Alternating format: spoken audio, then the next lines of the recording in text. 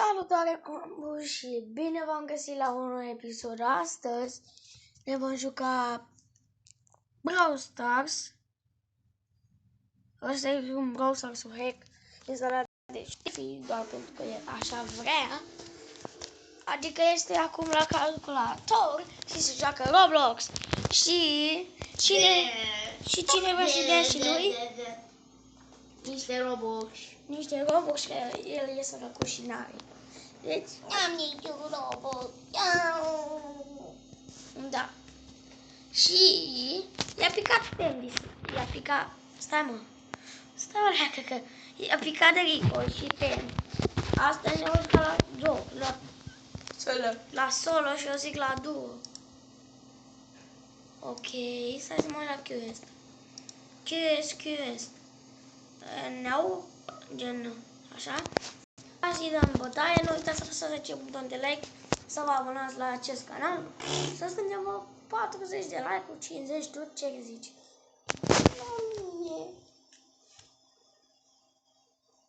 Ai scuipat pe ăla. Și nu-mi place, vreau Robux. Știi că poate îl dai peste cap.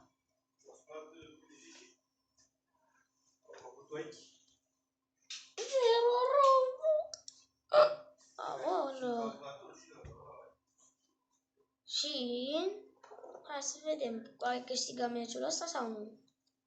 Gen, deja sunt prea bun, gen. Hop, mod. Direct pe popă mă duc. Hop. Oi, așa. Ne-am făcut și o ultimată. Eu am alt cont. Nu al lui Ștefi, gen. Al lui e de 1000 de trofei și al meu e de vreo 1300. 1300, dar al meu e de vreo 5000 și ceva. De mi-am pierdut contul de trofeele, de 9500 de trofee. Gen, imaginați-vă, trofee.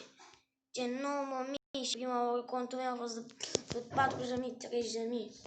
Am câștigat acest loc pe locul 1. Deja ai câștigat. Așa? Păi dacă să mai șmecher ca tine? Fă și mie 1600 sau 2000. Da, mă, ce să eu sunt spectatorul tău? Cine ai vă zic? Nu vreau Robux. Dați-mă și lui niște Robux, măcar 2-3 pe acolo. Mă, nu 2-3, dați-mi și mie cât aveți. Măcar jumate de cât aveți. Că n-am deloc. Am 0 Robux. Dacă aveți 100, dați-mi și mie 50. Dacă aveți O groază, da, 2000 de milioane, dați-mi și mie 1000. Da, bă, că crezi că și de ascultă oamenii. Am și 1000.